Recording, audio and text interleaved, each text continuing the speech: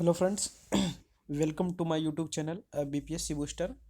आज हम डिस्कस करेंगे कि आपका यूपीएससी एफईएफसी जो आपका असिस्टेंट प्रोविडेंट फंड जो कमीशन होता है उसकी नोटिफिकेशन कब तक आएगी। जो कि क्या है, बहुत दिनों से चर्चा बना हुआ था कि इसका जो है नवंबर एंड या दिसंबर एंड तक आएगा, लेकिन अभी तक नहीं आया है।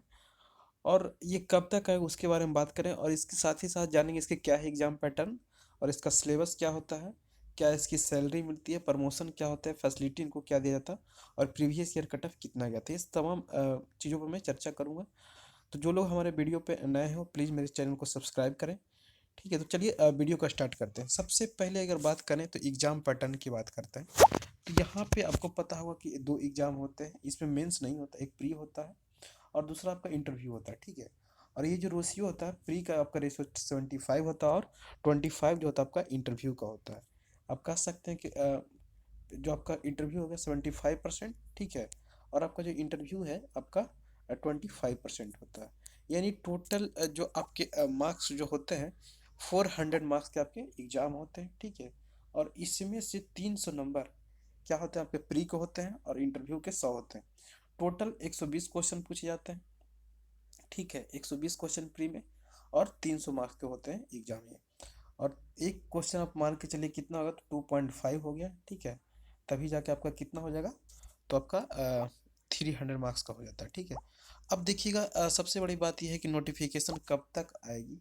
तो नोटिफिकेशन जो है आपका कि आपका फरवरी लास्ट 2022 में आपको देखने को मिल सकता है। ठीक है, फरवरी लास्ट 2022, यानी आपको तकरीबन 2 महीने लग सकते हैं। तो क्या है कि इस पे अभी से इतना ज़्यादा ध्यान देने की ज़रूरत नहीं है, क्योंकि आप सोचिए कि हम फुल्ली इसी को तैयारी करें तो ये क्या है कि अब ज़्यादा सीट भी नहीं आने वाली है आपको। मुश्किल से ये मान के चलिए लगभग 150 से 200 के बीच आपके जो सीट है आने की संभावना है इस पर। ठीक है, अभी टोटली जो यूपीएससी की तरफ से ये नहीं भेजा गया है कि कितने सीटें पे आएगी, लेकिन एक अनुमान है कि आपका 150 से 200 के बीच सीटें आने की संभावना है। और इसका एग्ज़ाम भी जो है आपका, ये मान लीजिए कि आपका एग्ज़ाम जो आपका सितंबर या अक्टूबर 2022 से पहले नहीं होने वाला है। ठीक है, इतनी संभावना व्यक्त की जा रही है। तो अभी आपके पास काफ़ी समय है। अभी से इसमें क्या है कि ज़्यादा इसमें अ, पूरा डूबने से कोई ज़्यादा फायदा होने वाला नहीं है, और होना भी है तो आप लोग जो लोग सीरियसली अब तैयारी कर रहे हैं, खास करके यूपीएससी का वही पैटर्न है। कुछ कुछ हैं जैसे अकाउंट्स हो गया आपका, और आप ये क्या बोलते हैं इसको, एलएसडब्ल्यू वगैरह है, उसमें आप एक्स्ट्रा पढ़ने की ज़रूरत है। ठीक है, अब देखते हैं सिलेबस की बात करते हैं क्या क्या सिलेबस होती है। तो सिलेबस जो आपका 20 क्वेश्चन आपके मैथ से पूछे जाते हैं। ठीक है, 120 क्वेश्चन में से, और 15 से 20 आपका आपका इंग्लिश रहते हैं, 20 क्वेश्चन इंग्लिश से रहते हैं और मैथ से रहते हैं 15 से 20। करंट अफेयर से जो आपका 10 से 15 क्वेश्चन पूछे जाते हैं, और साइंस से तकरीबन 8 से 10 क्वेश्चन पूछे जाते हैं। ठीक है, ज्योग्राफी से पूछे जाते हैं 7 से 10, और पॉलिटिक्स लगभग 8 से 10 क्वेश्चन यहाँ से भी पूछे जाते हैं। इसके अलावा बात करें कंप्यूटर, कंप्यूटर से आपको 5 से 7 क्वेश्चन पूछे जाते हैं। Labour law and security law, ये आपका लगभग यहाँ से 15 से 18 क्वेश्चन पूछे जाते हैं। ठीक है, अकाउंट्स की अगर बात करें तो अकाउंट्स में भी 10 से 12 क्वेश्चन पूछे जाते हैं। और इसके अलावा इकोनॉमिक्स में भी आपका 5 से 7 क्वेश्चन यहाँ पे पूछे जाते हैं। ठीक है, हिस्ट्री से वही तकरीबन 10 से 12 क्वेश्चन पूछे जाते हैं।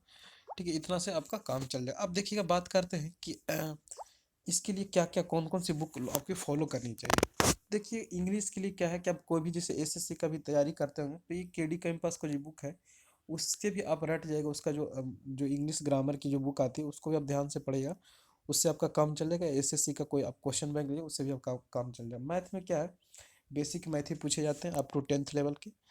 इसके लिए भी आप फॉलो कर सकते हैं। डिफरेंट यूट्यूब चैनल पे भी आते हैं मैथ के क्लासेस, जो कमर्शियल मैथ है उसको आप अच्छे से कर लीजिएगा। करंट अफेयर के लिए क्या है कि इसमें मैंने इस बार देखा था कि यूपीएससी ईपीएफओ के एग्जाम में कि करंट अफेयर का जो लेवल था, अ, ऐसा नहीं था कि एकदम बिल्कुल यूपीएससी लेवल का था। करंट अफेयर भी आप मान के चले कि अगर आप प्रतियोगिता दर्पण मंथली अगर फॉलो करते हैं तो उससे भी काम चलेगा। ठीक है, या आपको ज़्यादा पढ़ने का मन है तो आपको विजन आईएएस, ठीक है, वनली आईएएस, ये सब जो आती है मंथली करंट अफेयर मैगजीन, उससे भी आप करंट अफेयर को कवर कर सकते हैं। ठीक है, इसके अलावा अगर बात करें साइंस की अगर बात करते हैं, ठीक है, तो साइंस से देखिएगा कि ज़्यादा उतना टफ नहीं पूछता है। अगर आप साइंस की अगर बात करते हैं तो साइंस में अगर लूसेंट जो आता है, लूसेंट स्पेशल की, उससे भी पढ़िएगा तो आपका काम चल जाएगा यहाँ से। ज्योग्राफी की बात किया जाए तो ज्योग्राफी में क्या है कि इसके लिए भी आपको घटना चक्र की जो बुक आती है, ठीक है, घटना चक्र की, उसको आप लोग जरूर सॉल्व कर ले क्वेश्चन बैंक, उससे आपका काम चल जाएगा। पॉलिटी के लिए भी क्या है कि आप घटना चक्र को फॉलो कर सकते हैं, ठीक है। इसके लिए आपको लक्ष्मीकांत, हमें नहीं लगता कि उतना ज़्यादा आपको डिटेल में पढ़ने की ज़रूरत है। आप घटना चक्र से भी करिएगा या लूसेंट का जो बेसिक उससे भी पढ़िएगा तो आपका काम चल सकता है। इसके अलावा अगर आपको पढ़ने का मन है तो एक आता है एक पतली सी बुक आती है, ठीक है, पॉलिटी के लिए आपका नाम याद नहीं आ रहा है, सॉरी। देखिएगा इसके अलावा देखिए कंप्यूटर की बात करते हैं तो कंप्यूटर में आपका 5 से 7 क्वेश्चन पूछे जाते हैं। तो ये जो कंप्यूटर है, तो कंप्यूटर की अगर बात की जाए तो ये आपका ना Lucent, Lucent more than enough, ये बेसिक ही पूछे जाते हैं। लेबर लॉ एंड सिक्योरिटी, ठीक है, ये जो क्या है यहाँ से 15 से 20 क्वेश्चन पूछ जाते हैं। सोशल सिक्योरिटी भी रहता है यहाँ पे और लेबर लॉ भी रहते हैं, जो कि बिहार में देखिएगा बीपीएससी के थ्रू यहाँ पे एक ऑप्शन होता है एलएसडब्ल्यू, उसमें सारा चीज़ पढ़ना है, ठीक है।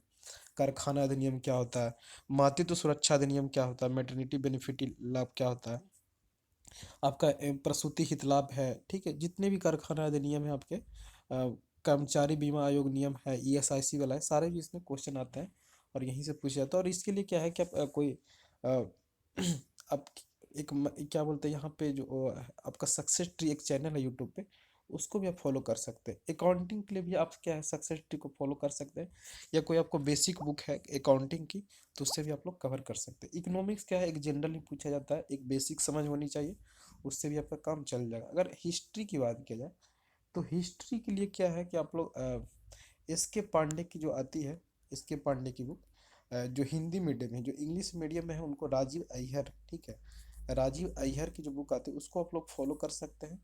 और इसके अलावा घटना चक्र से जाकर आप लोग क्वेश्चन जरूर सॉल्व करें तो इससे आपका काम चल जाएगा, ठीक है। इसके अलावा देखते हैं कि प्रीवियस ईयर कट ऑफ कितना गया था ये यूपीएससी ईपीएफओ का। तो यहाँ पे देखते हैं कि 2016 में जो एग्जाम दिया था ईपीएफसी का, हम ईपीएफओ की बात नहीं करें, एपीएफसी की बात करें, देखिएगा तो यहाँ पे गया था अ, जो जनरल के लिए गया था आपका 71 मार्क्स था, ओबीसी के लिए 61, एससी के लिए 24। लेकिन ये क्या है, बहुत पहले कट ऑफ है, लेकिन इस बार कंपटीशन बहुत टफ होगा, ठीक है, क्योंकि पोस्टों की संख्या कम है और ज़्यादा लोग इसमें अपेयर होंगे। तो ये पिछला कट ऑफ उतना मायने रखता है, इस बार आपको अच्छा से तैयारी करना पड़ेगा। अगर सैलरी की बात किया जाए तो जो आपका सैलरी है यूपीएससी ईपीएफओ का, देख रहे हो यहाँ पे लिखा हुआ है, सबसे पहली बात ये कि 5400 पे ग्रेड होता है, ठीक है, पे ग्रेड है इसका जो 5400 पे ग्रेड। और इसका जो लेवल होता है ईपीएफओ से थोड़ा सा हार्ड होता है, क्योंकि यहाँ पे क्या है, जो एक प्रमोशन के बाद जो एपीएफसी बनेगा वो 4800 पे ग्रेड पे होता है एपीएफसी, और ये जो सॉरी ईपीएफओ जो होता है 4800 पे ग्रेड पे होता है, और ये 5400 पे होता है, ठीक है। इसका जो बेसिक पे इतना है। इसके अलावा क्या है कि आपका टी ए सी ए सब मिला के अब मान के चलिए कि इन हैंड जो सैलरी होगा 75 to 80,000 बन जाएगा यहाँ पे, ठीक है। आपका ये पी एफ सी की बात करें तो इसके अलावा अगर देखिएगा जॉब प्रोफाइल की बात करते हैं तो जॉब प्रोफाइल में क्या है, इसके अंदर आप क्या कर सकते हो, एडमिनिस्ट्रेटर वर्क कर सकते हैं इन्फोर्समेंट का। इसके अलावा क्या है, recovery accounts, legal pension, settlement of claims जो होता है वहाँ पर उसके आप कर सकते हैं। To look after general administration इसकी भी कर सकते हैं। Responsible for maintenance of cash book की आप रिस्पॉन्सिबल होंगे। इसके अलावा क्या है, records of conciliation of bank का स्टेटमेंट सारे का आपको होगा। एम आई एस रिटर्न जितने भी आपको, ये जॉब प्रोफाइल है। इसके अलावा जो आपको फैसिलिटी दिया जाएगा, डियरनेस अलाउंस दिया जाएगा, हाउस रेंट अलाउंस दिया जाएगा, ट्रांसपोर्ट अलाउंस दिया जाएगा, मेडिकल फैसिलिटी दिया जाता है, लोन फैसिलिटी दिया जाता है, ग्रेट्युटी दिया जाता है, प्रोविडेंट फंड दिया जाता है, मोबाइल फैसिलिटी है, कॉन्वेंस मेंटेनेंस है, आपका इंश्योरेंस, ये सारे के सारे आपको फैसिलिटी इस जॉब के अंतर्गत आपको दिया जाएगा, ठीक है। इसके अलावा अगर बात करते हैं प्रमोशन की, सबसे बड़ी बात है कि प्रमोशन क्या होता है। तो प्रमोशन देखिएगा आपको लेवल 8 से स्टार्ट होता है, और ये देखिएगा 5400 पे यही बनेगा असिस्टेंट पीएफ कमिश्नर। इसके बाद क्या है, लेवल 11 चला जाएगा आपको, ठीक है, रीजनल पीएफ कमिश्नर बन जाएगा। इसके बाद क्या है, ये रीजनल कमिश्नर 2 लेवल लेवल 11 रहेगा। उसके बाद जो आपका लेवल 12 पे पहुंच जाएगा, ठीक है। और लेवल जो 13 है यहाँ पे सबसे लास्ट पोस्टिंग आपका एडिशनल सेंट्रल पीएफ कमिश्नर, ये बहुत बड़ा पद होता है। तो अब इस तरह से आपका ये टोटल एक हायरार्की लेवल है इसके जॉब से लिए। तो आशा करता हूँ फ्रेंड्स आपको मेरा वीडियो बहुत अच्छा लगा होगा। प्लीज़ पसंद आए तो लाइक करें, सब्सक्राइब करें और दोस्तों को भी शेयर करें। धन्यवाद।